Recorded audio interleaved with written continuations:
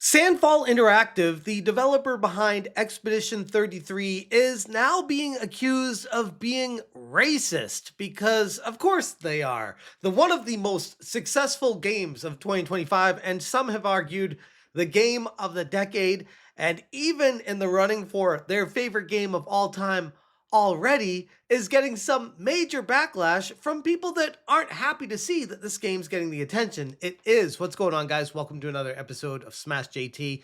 There are certain people, we'll just say, lefties in France specifically, that aren't the biggest fans of the success that Sandfall Interactive is seeing right now. And it almost feels like in this world, anytime a bunch of money goes anywhere, there's going to be kickback and flack, and people are pissed because a studio or developer is successful. And people get jealous and scream racism, misogyny, sexism, or fascism any chance they get, when in reality, no, they're just bitter and they want to grift off of it.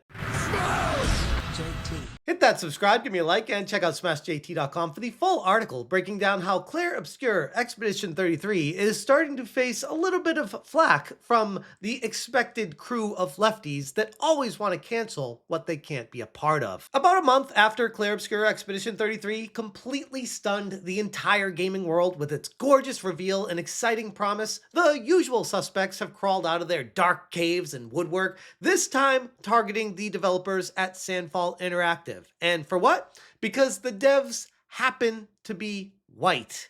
And yeah, that's actually it, which is pretty telling for the people pointing that out, because some could even argue if you're going to be pointing out an entire team of people of what color they are, that actually makes you the racist. Pirate Nation on X said, French leftists are trying to cancel devs of Clair Obscur with accusations of racism. They're grasping at straws, such as Sandfall consisting of white devs. And he goes on to discuss a whole slew of different reasons and shows multiple screenshots from various people on social media upset at the success of Sandfall Interactive, showing a screenshot of the development team and pointing out how 30 devs and only white people. It's true that it's suspicious, in response to someone saying the only one who is black is the dog. So apparently, because you're French and white and you don't have black people working at your studio, you're now automatically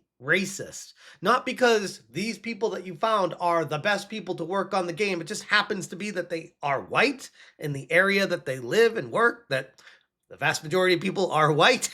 The chances are you're going to have white people working at the company. No. If there's not a black person showing up in the 30 plus people at the team, clearly it's racism. The leftist activists in France are launching a coordinated smear campaign accusing Sandfall Interactive of racism, nationalism, and even fascism. Because of course they'd throw that last one in there, despite zero evidence of any of these things. Their accusations is that Sandfall is gatekeeping non-white and non-French developers, that the team consists of bigots expelled from Ubisoft during its workplace drama, and that Expedition 33 is some kind of veiled patriotic propaganda piece. No, I'm not even joking when I say this. These are the accusations being levied at Sandfall Studio right now, because they dare have a team of white men and women working on their game that live in France in a predominantly white area and make a fantastic game experience that people are saying is a game of the generation. But no.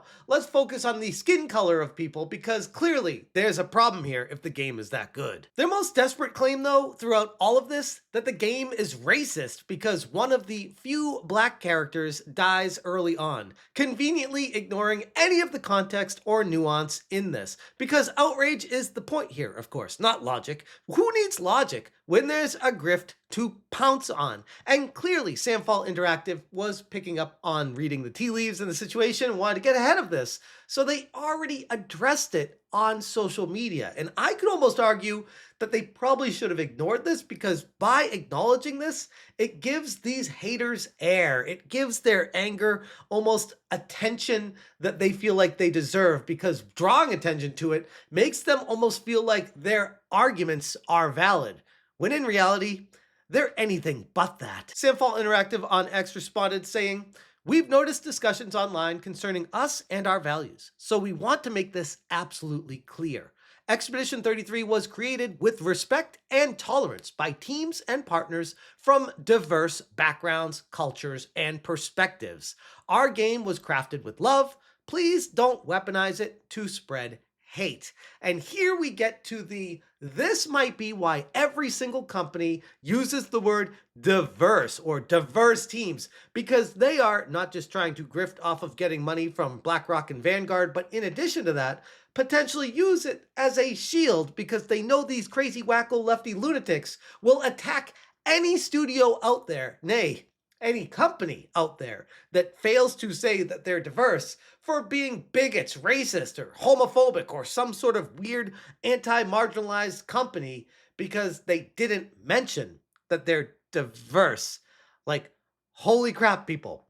Make the best product, get rid of the DEI, and get the best people for the job. It really shouldn't be that hard, but here we are. That's the only response that should have been necessary, and like I said earlier, some could argue that this response wasn't even necessary in the first place. Not to even acknowledge these fools would be a good place to start. But we all know these people do not stop, and they want to cancel anyone that they can't invade insidiously to inject their own ideology and people into the bloodlines of every company to make it as woke as possible, even if they're not qualified, because at the end of the day, it's not about making a great product for these people. It's about getting a job that you're not qualified for, grifting off of it, and then claiming racism or misogyny or fascism if for some reason you're not doing your job. The radical left isn't interested in truth or art. They're addicted to outrage and need constant targets to stay relevant. Honestly, it's really not that different from the radical right, but horseshoe theory is something I'm not going to dive into with this video. When the usual buzzwords stop working, they invent new ones. This is a well worn out playbook that we continue to see. Accuse the developers of being racist, transphobic, misogynistic, or nationalist in a cheap attempt to drum up controversy and score those all-important wokey points. It's performative activism once again, and gamers at this point are beyond sick of it. Even a quick search on X, I find many different people upset at Sandfall Interactive for daring to be white. The audacity to be born a color that you disagree with. I think we see who the racists are here. Salty Emol on X said, "Wanted to get Clair Obscur Expedition 33, but found out today the dev team is apparently racist. The team is composed entirely of juniors, but they told people of color they don't accept juniors, then accepted one that was white, etc., etc. So, no thanks, F." Okay, so first off, your loss on missing out on one of the greatest games ever, so who cares? You weren't going to play it anyways, let's be honest. But secondly, your story has a few holes in it because source, like, where did you get that information, and how do you have etc etc, like, after that one very loosely tied together story of no source or receipts proving it. But of course, evidence and facts are something that are not very important to people with these kind of arguments. The pattern has been exposed time and time again. These attacks are not made in good faith. They are grifts, pure and simple. They prey on protected classes to manufacture narratives, drum up fake outrage, and then of course go on to promote their own personal agendas. Typically when you check the profiles of these folks, it often reveals some sort of confused gender ideology or other various mental concern. And I do find it ironic that when you do go into the bios, it's always the same thing. People confused about what gender they are, what pronouns they should be, what flags they have, and it's always the same thing over and over and over again. And you start to wonder if this consistent pattern that happens tells people far more than what YouTube will allow me to say right now. The public has wised up. We've seen the same script play out on Hogwarts Legacy, Black Myth Wukong, and countless of other games in recent years. But here is the truth. Clair Obscur Expedition 33 speaks for itself. It's one of the best games I've ever played, and no amount of bitter, desperate smear campaigns from online activism is going to change any of that. These are people that do not actually play the games. These are people that don't even play video games in the first place. They have insidiously invaded the gaming industry to push ideologies and agendas and activism. And it's clear and plain as day to see, once you pull the lens back and see it for what it is, that these people are not gamers, and they want to change the gaming landscape to be able to push their own ideology into it, to try to shift the narrative, change perceptions, and then make people fall in line with their own ideologies.